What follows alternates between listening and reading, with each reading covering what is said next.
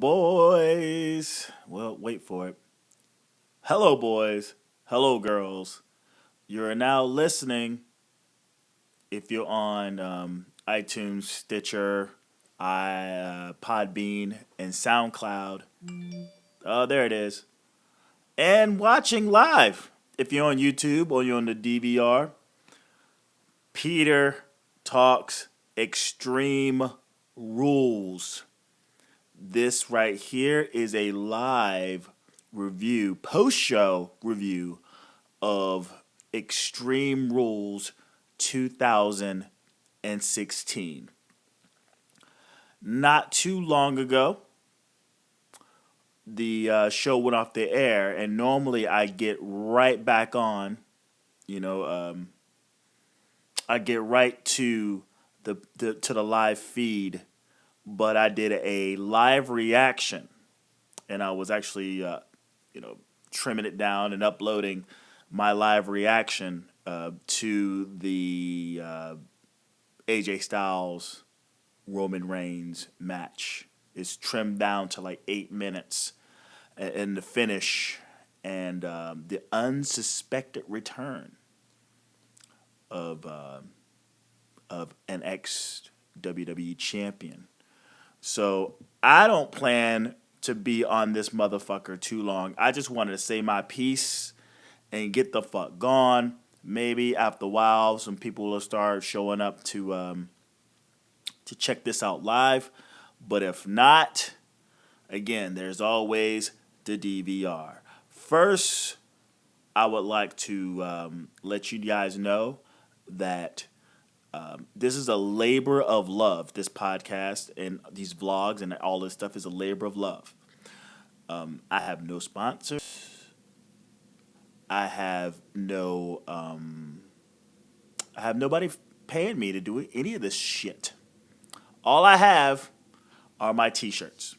And as you see right here, because I screen print, as you see right here, it is a state of North Carolina, and inside of it, it has the word wrestling inside of it. So if you're in North Carolina and you want your own North Carolina wrestling shirt, hit me up down below. If you want your own custom state, make sure you hit me below. I got my email down there. If you want your custom state, you from Kansas, you from Florida, you from Texas, don't matter.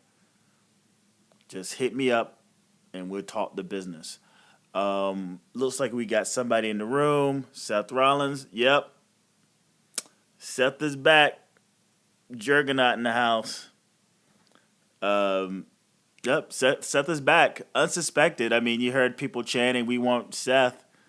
I saw that there was going to be a return, and sure enough, there was. But I'll get to that part, getting to the end. If I was to rate this pay-per-view, this Extreme Rules from New Jersey, I will from a scale of 1 to 10, I'm going to give it a 6.5, simply for the fact that nothing, I found myself tuning out except for 2 matches. All the other matches I tuned out, and one match in particular I fucking tuned out.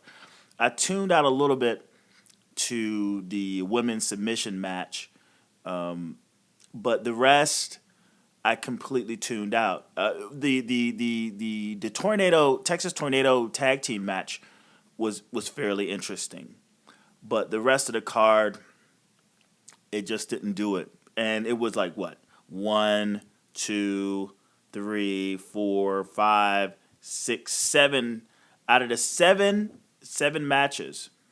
I only paid attention ultimately to 2 of them, and kind of paid attention to 1, and then the rest was just like I was in and out.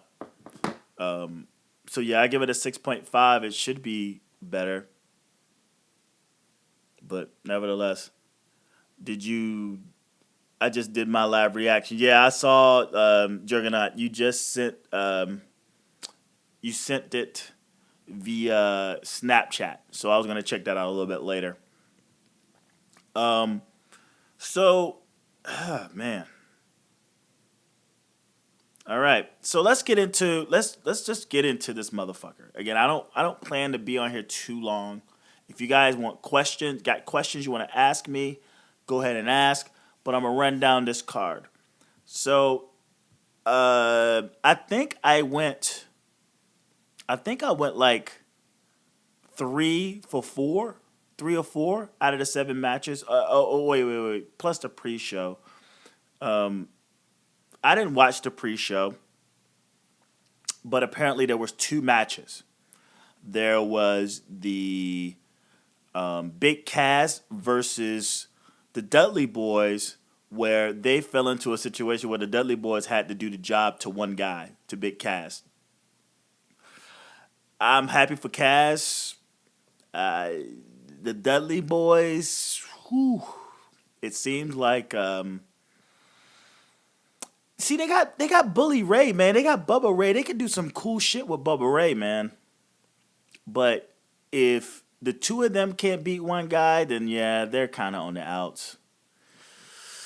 So, boy, I mean, what can you do once you lose to one? If you're a tag team and you lose to one dude, I just don't see a future moving forward. The Dudley Boyz are the fucking Dudley Boyz, you know.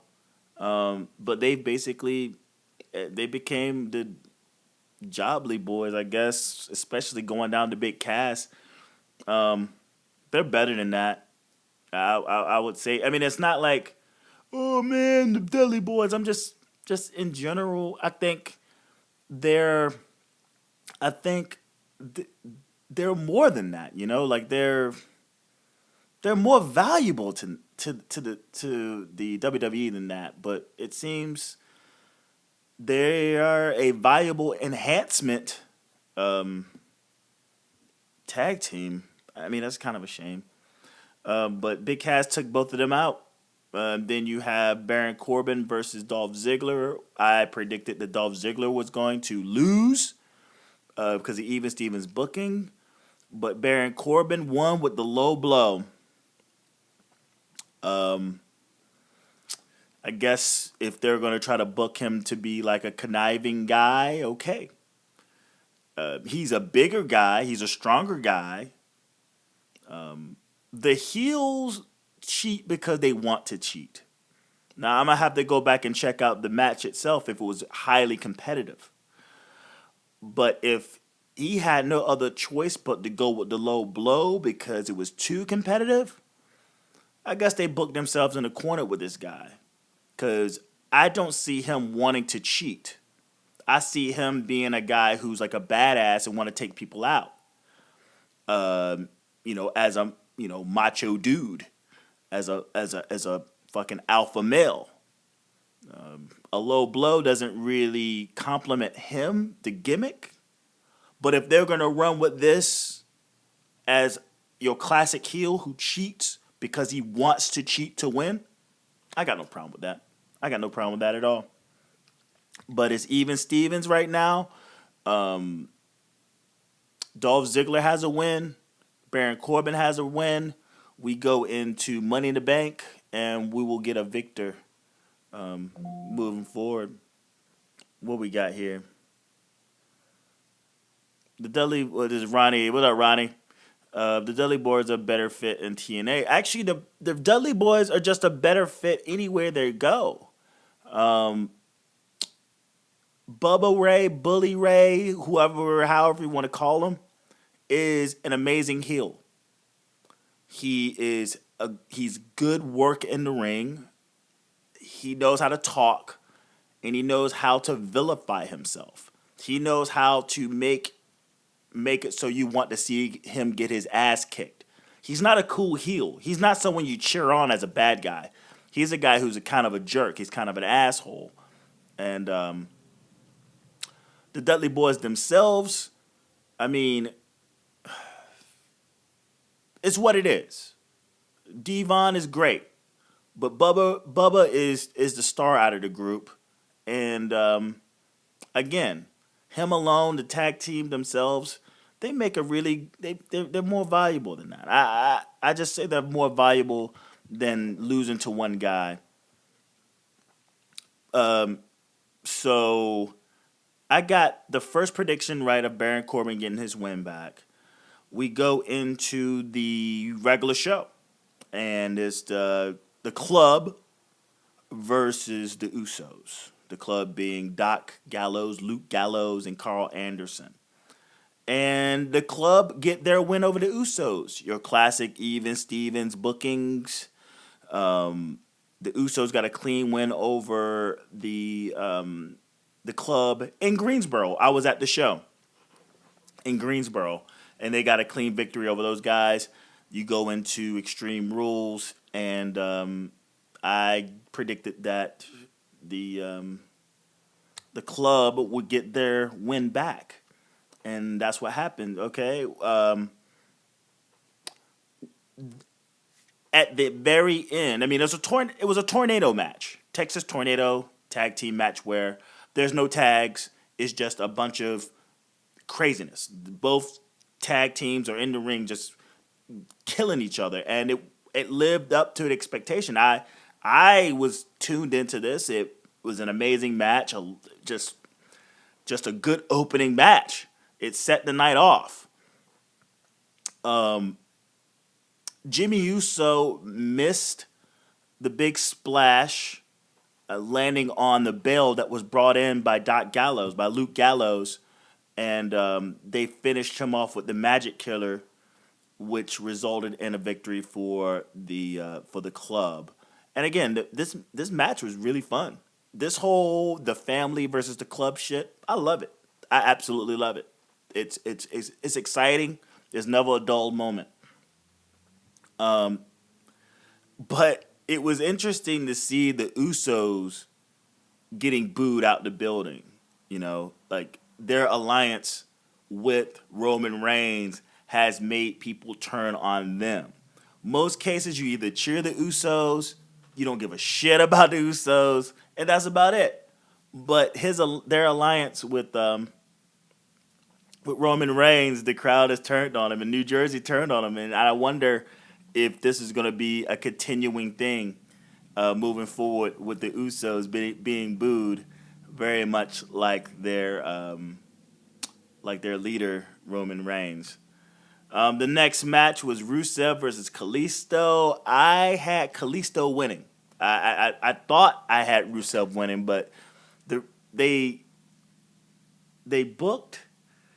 booking Kalisto like a fucking idiot, and they're booking anyone up next to him like a fucking idiot. So I just was like, whatever. They don't know what the fuck they're doing. You see Kalisto get beat down in Greensboro, and you're thinking that he doesn't have a chance, and then he pulls it out, the little guy. Rusev was not having any of it. And it was one of the only predictions that I'm glad I got wrong. Well, this was a total beatdown. Right at the end of the match, right near the end of the match, there was a really bad back bump off the top buckle onto the ring apron. And it was so bad that they brought over a medic, and the referee was like, back up, Rusev, back the fuck up. And Rusev's like, man, fuck out my way. And he stomps him, and then he stomps him again. And the ref's like, get off. He's like, fuck that. And he put him in one of the most hellacious accolades you could ever see. He almost snaps him in half. Tap. Rusev wins by submission. And I was actually I felt bad for Kalisto, and I don't know what you do with him now. You booked him to shit. He looked like he was going to be your next masked, luchador babyface underdog, but I think they didn't know what to do with him, and the booking of him just been horrible. So yeah, get that fucker and belt off of him and send him back down to NXT, I guess, so he can get his chops back up. But these little guys, man. What we got? Kalisto maybe the Dudleys would be good. Nah, the thing about the New Japan, question from Ronnie, maybe the Dudleys would be good in New Japan. No. I mean, I guess they could be good, but they got so many young guys over there. They don't need those old dudes over there, man. They don't need those old dudes. They got enough tag teams, young, vibrant tag teams that why do you need to bring in those old dudes? They wouldn't complement they won't complement the promotion. And just like the WWE, they will come in as veterans to job out to the young guys. And I feel like that's what the Dudleys are right now. They've served their purpose, and now all their clout and all the respect is now to put over the young talent. And it's a shame. Again, I feel like they're valuable than that, but any and every promotion, unless you're like some podunk woodsy, backwoods promotion who just wants the Dudley Boys to go in and win. But for the most part, any promotion that would take them on would just have them job out to their younger talent to put them over. And I know Kalisto isn't whack. Kalisto's awesome, actually. He's fucking badass. Is that they're booking him to be whack.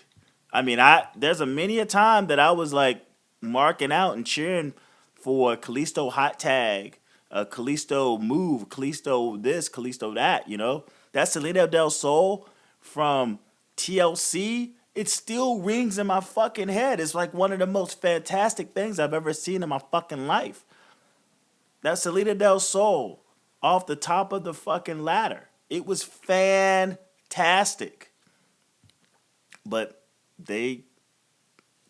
I don't think they actually wanted to run with them. I always saw it as like, well, who's going to be the little guy that make it over, that gets over? Is it going to be Neville or is it going to be Kalisto? And they kind of had them running parallel. It seems the way they booked Kalisto, even as champion, U.S. champion,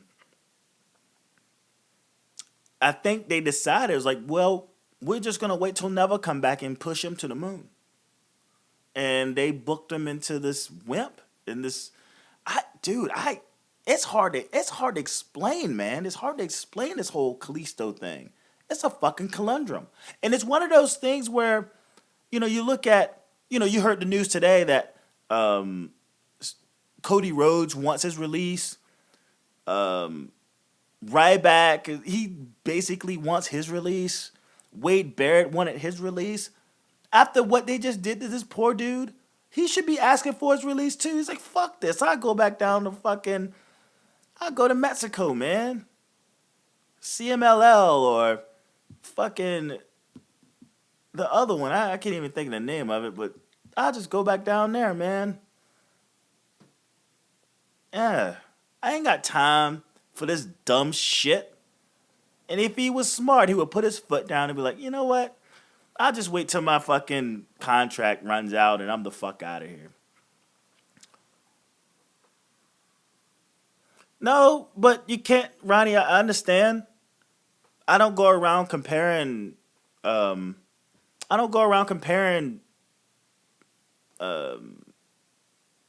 I don't go around comparing athletes. Everyone wants to compare LeBron to this and no, he's LeBron. Everybody wants to compare this person to that person. I don't think Kalisto's trying to be Mysterio. You go down to Mexico, there's a lot of masked luchadors, little masked underdog luchadors in Mexico. And, Mysterio is the bigger of the luchadors. He's the most famous of the luchadors. And he gets a lot of respect. But I don't think he's going in trying to be the next Rey Mysterio. I think he's going in trying to be the first Kalisto.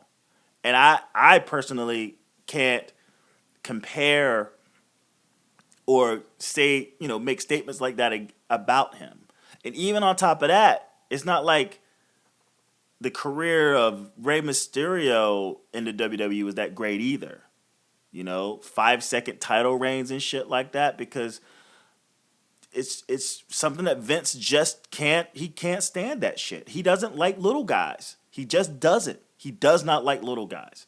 And I think this booking of Kalisto was just that.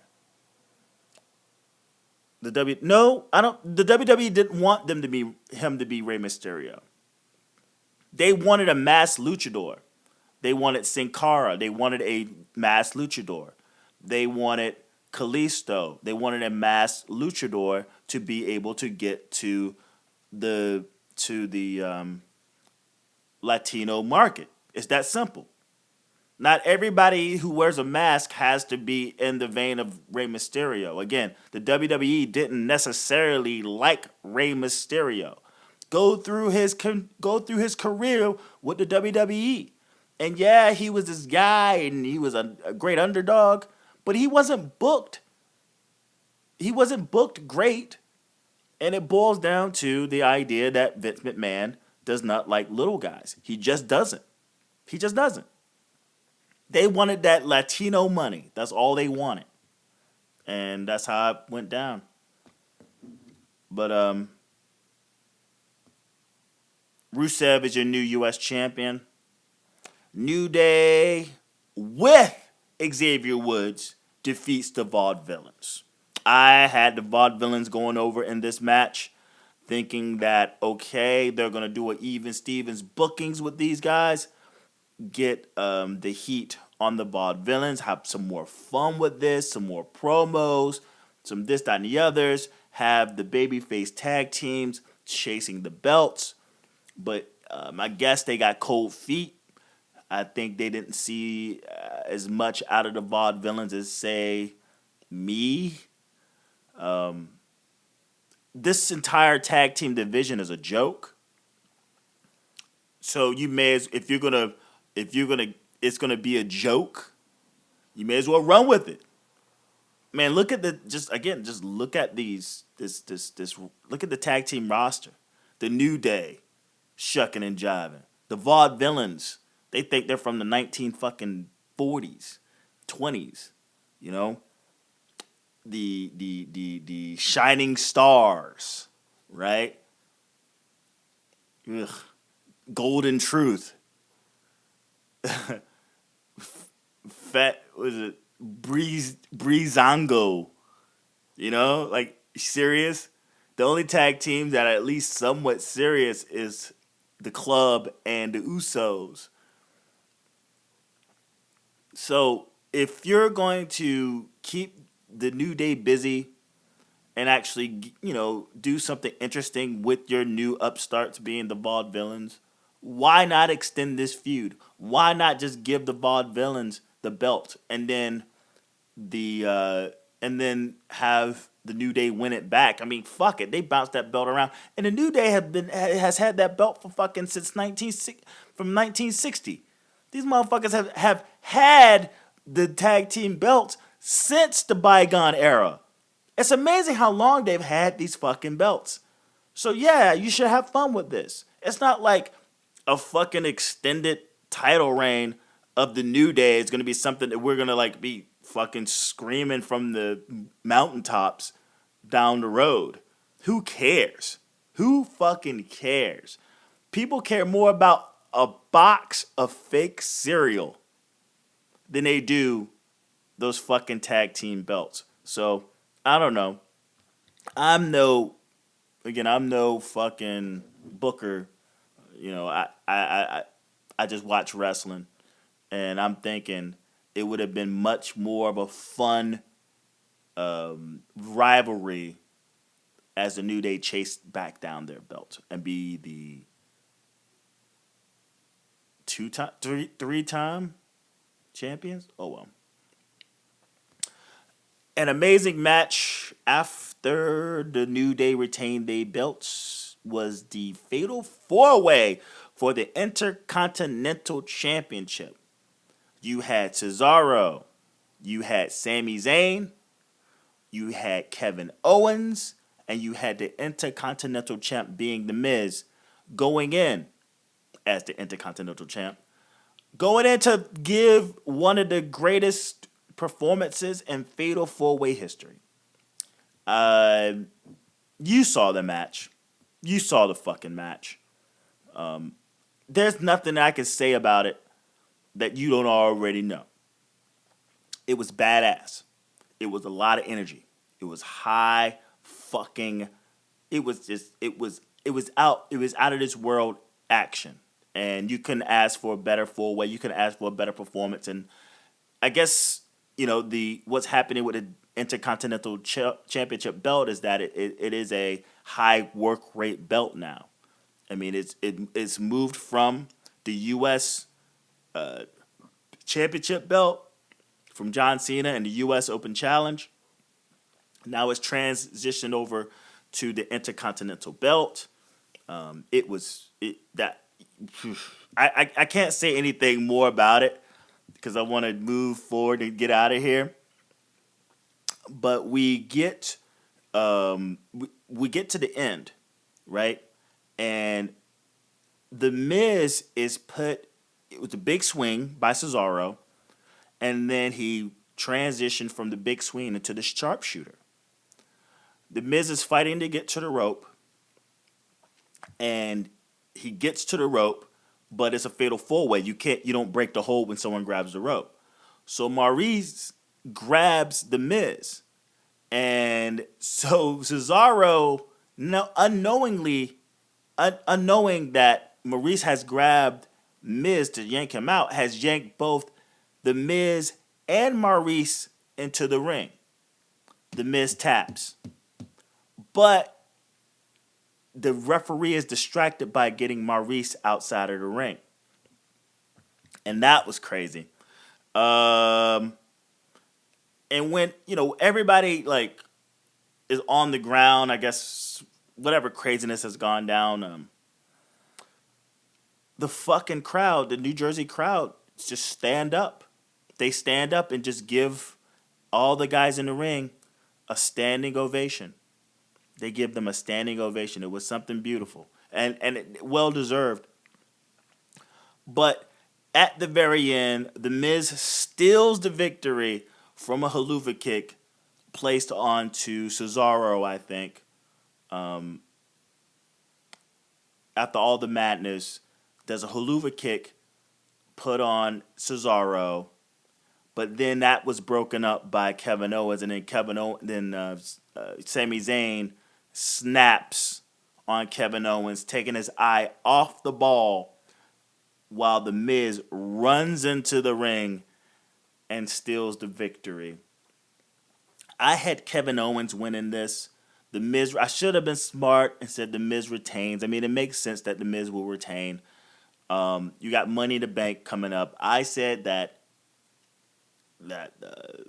Kevin Owens would win the belt and go into the Money in the Bank championship, go into the Money in the Bank ladder match as Intercontinental Champion. But it seems that he will probably win the Money in the Bank. They need to put it on a heel. You may as well make it him.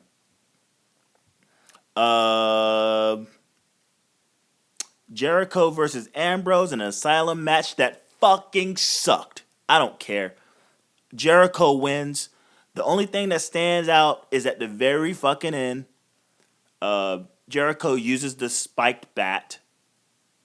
He hits him in the back. He hits him in the gut. I think he hits him in the gut twice with it.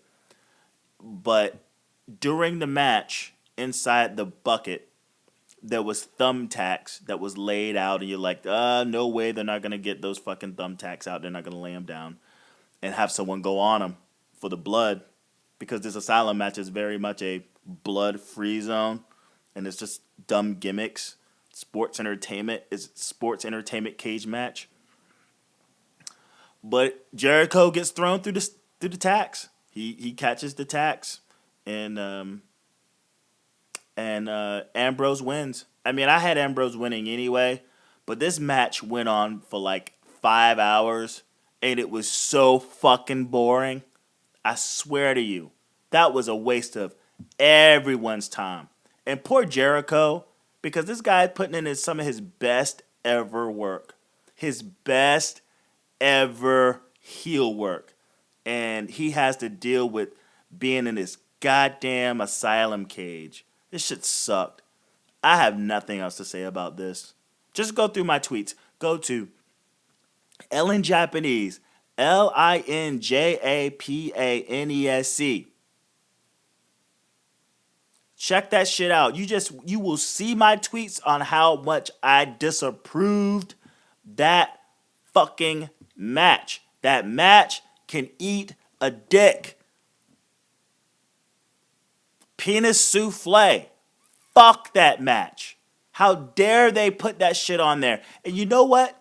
Out of respect, if this shit was in Chicago, if this shit was in Brooklyn, if this shit was in Philadelphia, they would have booed this motherfucker out the ring. There would have been waves. There would have been a beach ball. They would have chanted JBL. They would have chanted Michael Cole. They would have chanted fucking Byron Saxton. They would have chanted CM Punk. Hell, they would have chanted Nakamura. They would have chanted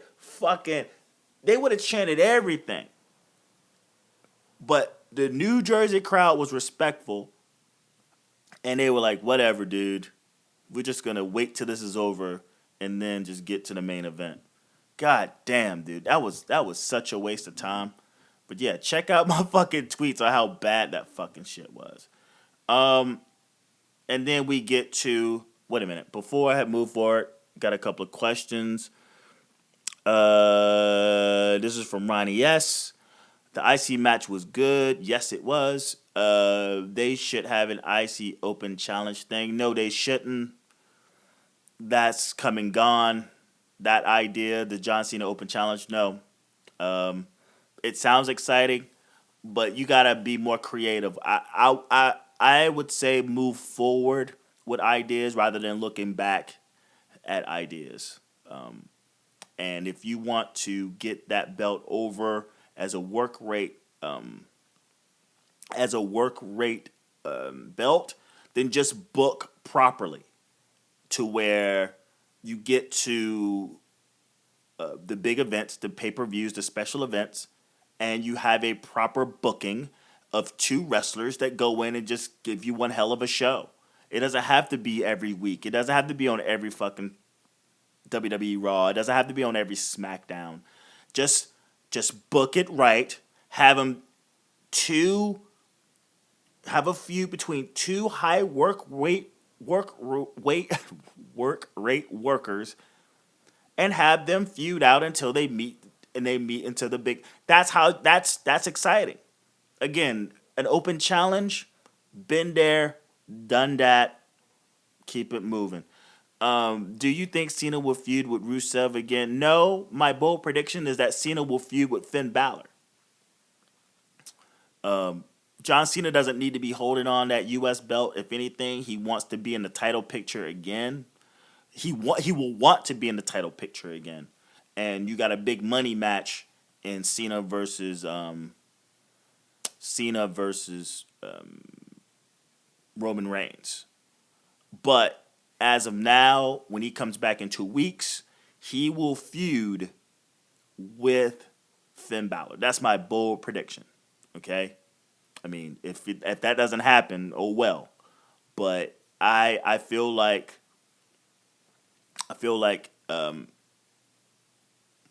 who's gonna feud with Rusev?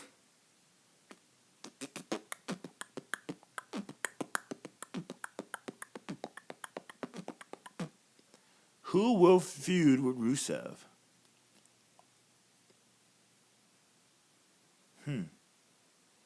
Big Cass. I think you put Big Cass in there. Yeah. They're putting the rocket ship on Big Cass. Yeah. So no, not Del Rio, Big Cass. Del Rio, they were just in their fucking League of Nations, so, and they don't seem to be hating each other at all. They're kind of still homies, but not Del Rio. I see Big Cass moving in to possibly be your next U.S. champion. But we get to we get to the women's I Quit match, submission match between Charlotte Flair, Natalya. Again, it's submission. It's a submission match. Whoever taps out loses. There's no pinfall. You also have the stipulation that Ric Flair is banned from ringside, and if he shows up, that the belt in disqualification would change hands. And it's a pretty decent match. It's just submission, is ground and pound. Not a lot of flips and whoopsie doos, and it's a submission match. You can't expect much out of it over the top, but it served its purpose. It was a good technical match. Again, it was one of those matches that I tuned into. I tuned in more than that damn Jericho Ambrose match, but you hear Ric Flair music hits, and you see someone come out, and I was like, oh man, who the fuck is this? It ended up being Dana Brooke. Dana Brooke shows up. Natalya takes her eye off the ball, which results in being put in a figure 4, a figure 8, and she taps out.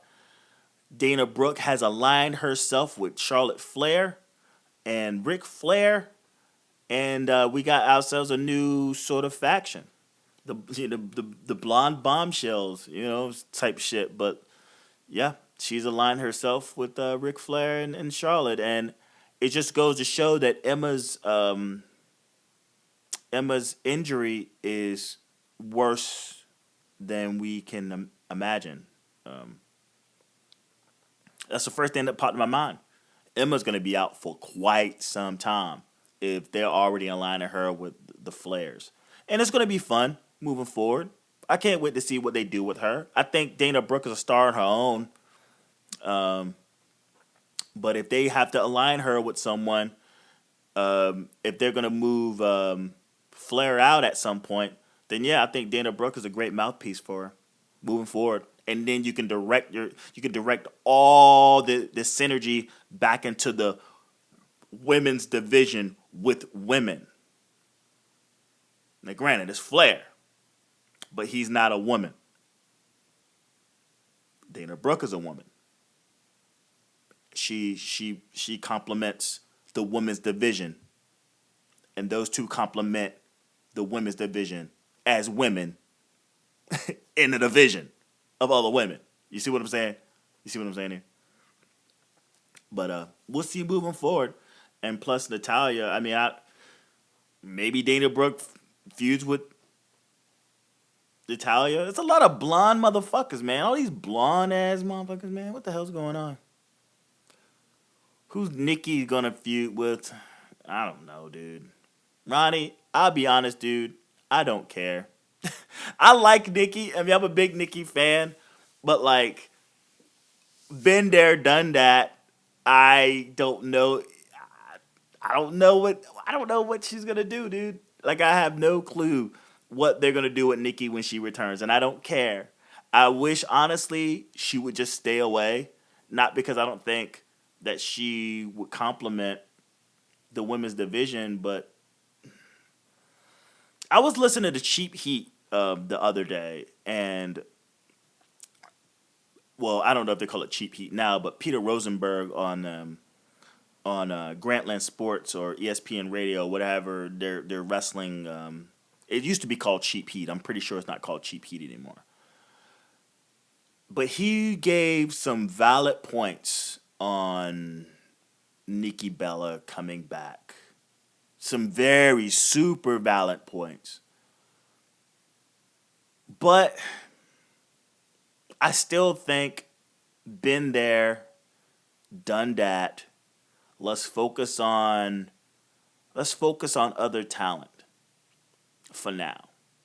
I mean, if she came back, I would say hold off until maybe, I don't know, just down the line, Like, to have her sit out. I mean, it's her fucking neck, for crying out loud.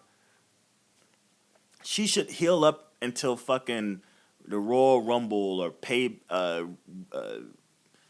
something. Just somewhere down the line where we've gone through all the fucking new female wrestlers, and then she can come back and put over whatever new young wrestler out there, you know? Because I don't want to see her go back out there and face Charlotte, right? I don't want to see her go out there and face Natalya. I don't want to see her go out there and face Becky Lynch. I don't want to really see her go out and face Sasha Banks. I would like to see her go up against maybe a Dana Brooke. I would like to see her go up against like an Asuka. I would like to see her go up against a Bayley. Maybe that's what I would like to see. But what they have on the women's roster right now, nah, they can hold off on her for a while. And then I'm gonna get to this main event: Roman Reigns versus AJ Styles. Again, this is a very, very, very, very extremely, very, very, very fun summer. Man, get out of here. Summer Rae. Hell no. Why would you put it? I'm surprised Summer Rae made it out of the fucking cuts, the endeavors, the featured endeavor list. But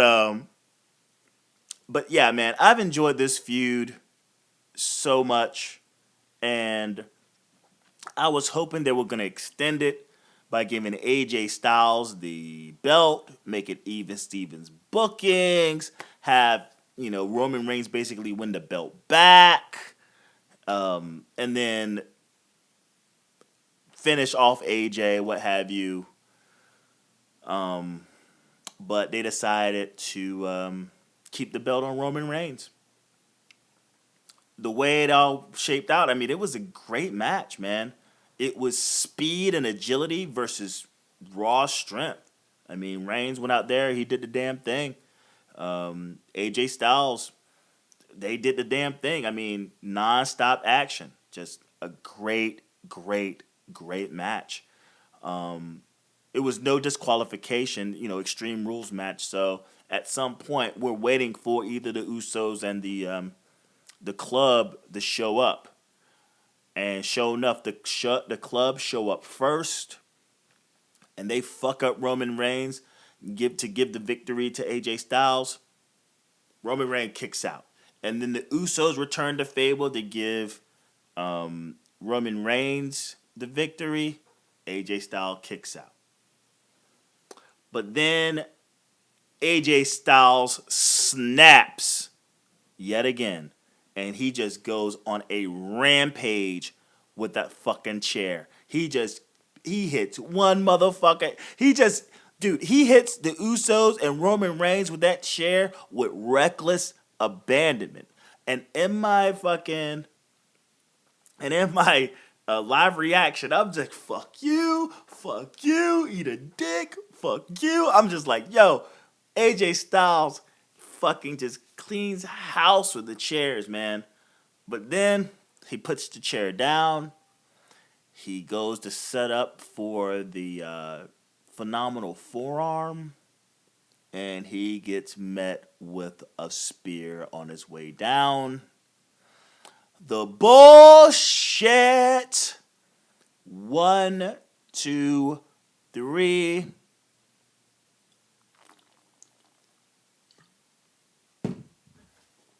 LOL.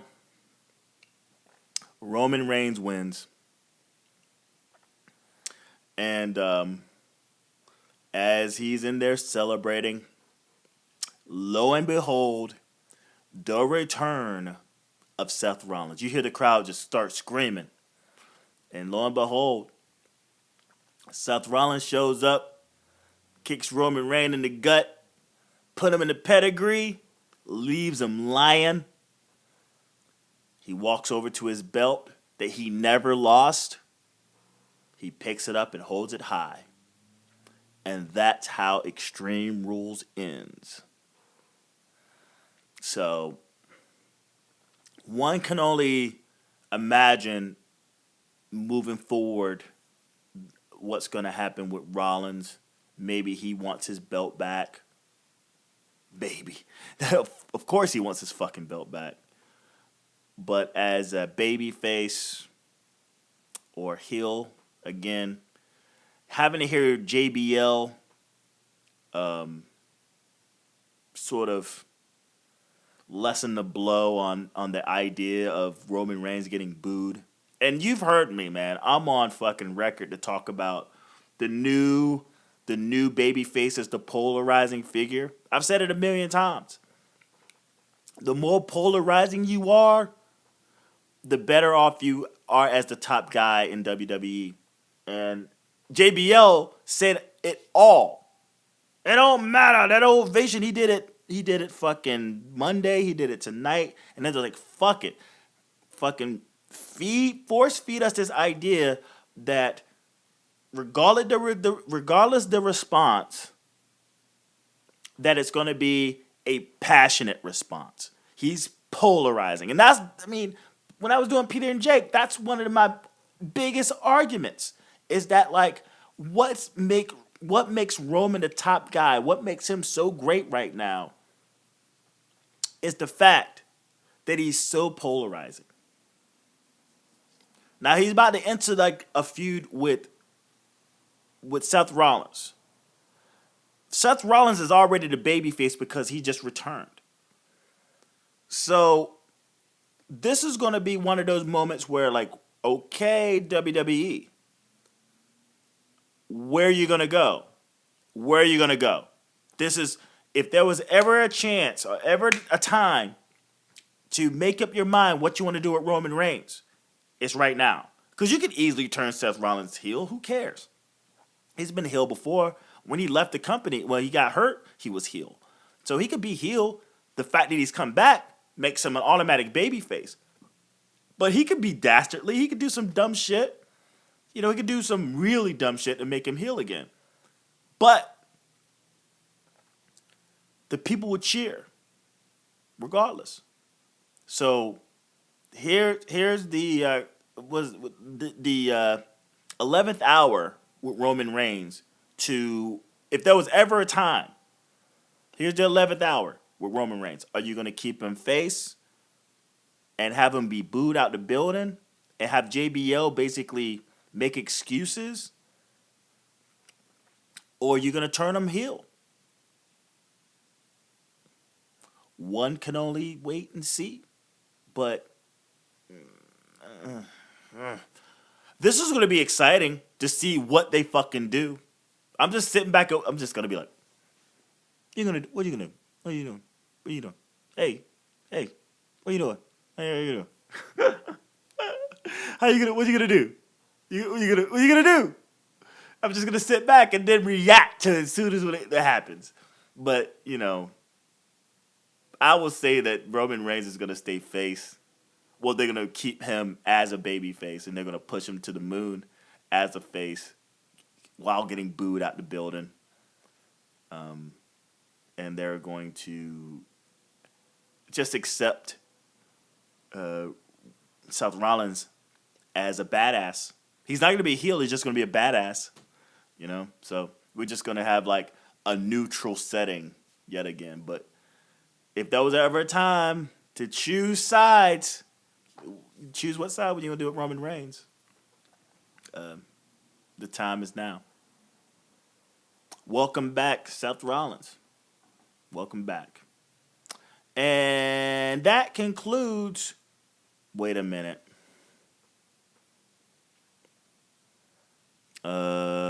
I never thought AJ was going to win the match. Well, I wanted AJ to win to extend the feud. It's a fun feud. I just wanted him to win to extend the feud, nothing more. The club had their own locker room that said the club, yep, saw that too. Mike's joined the... No. Rollins is not going to join the club. No. The club is going to go in a different direction, and we'll see. We'll see what happens. Moving forward, I don't even know what you do with AJ Styles right now. I have no idea what you do with AJ Styles. I have no idea what you do with Carl Anderson and Doc Gallows. I have absolutely no idea. Sucks. Because it's like, hey, AJ, Thanks for coming. Seth Rollins back. Yay. Like, thanks for coming. Here's your parting gift. Oh, man. Motherfuckers forgot about AJ Styles like that as soon as fucking Seth Rollins got into that ring. It was like, AJ who? They don't want what? Hot bullet what? Motherfuckers didn't give a shit about AJ. He got rolled out of that ring, and that was it. Because Seth Rollins is back. Fuck you, AJ. Pretty hilarious. They should destroy the New Day for the belts. I don't know, man.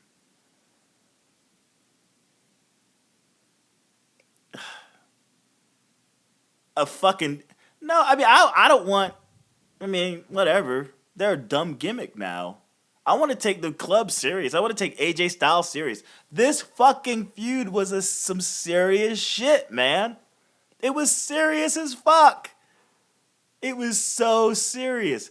And now, Seth Rollins shows back up, and Roman Reigns is in this another serious feud, and now the club is about to fucking go up against the goddamn New Day, this joke of a fucking tag team. I mean, they're great in ring, but their gimmick is fucking minstrel as fuck, man. I can't take them seriously. But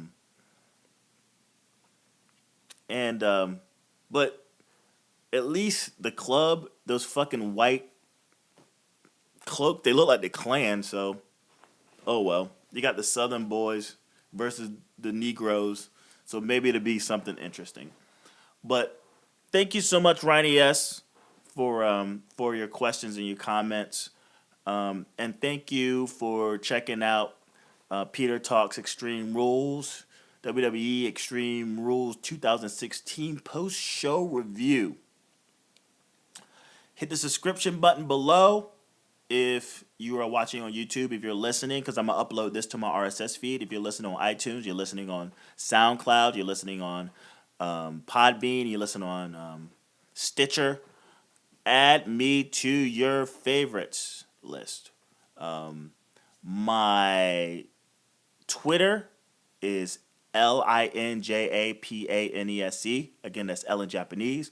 That's also PJTW Central. Send me a tweet. Hit the thumbs up, thumbs down below. I don't care. It's all about being passionate, being polarizing. So you can give me a thumbs up, thumbs down. I don't care. Leave a message down below. If you like something I said, you didn't like something I said. If I trigger you to respond, just leave a message. Also, you can also share. If you hit that share button, share it on your Facebook, share it on your Twitters, share it on your Tumblr, share it on your Snapchat, share it on your Instagram. Don't matter where you share it, just share it. Go back and check out my reaction video to the last 8 minutes of the Roman Reigns versus AJ Styles match. Check out Peter Talks Wrestling episode. It ended up being episode 3. I'm an idiot, and throughout the podcast I said it was only 2. It was 2, but it's worth checking out. The next time you will hear from me will be on Tuesday, and I will be doing a Raw recap. I will not be doing a live Raw recap tomorrow because, again, I have a Tinder date. So I'm just going to be away from any and everything that is WWE Raw, and I'm going to watch it the next day and then post a review, not a live one, but we'll just post a recorded review up so you to digest. And then you will hear from me Thursday for episode 4 of Peter Talks Wrestling, and talk about Cody Rhodes and other wrestlers who decided to give their notice that they don't want to return. Got to do some more research on why Stardust doesn't want to return. But yeah, it's it's kind of fucked up. And then I'm gonna talk about it, and some other wrestling rumors and this, that, and the other. So I'm get this one more comment. I am. I try to be as polarizing. I try to be polarizing. Again, big shout out to the homie Ronnie S.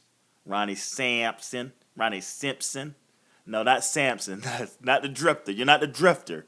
You're Simpson. But yeah, did all those things I said to do a moment ago. And the last thing you need to do is watch out for those foreign objects. Thanks for checking this shit out, guys.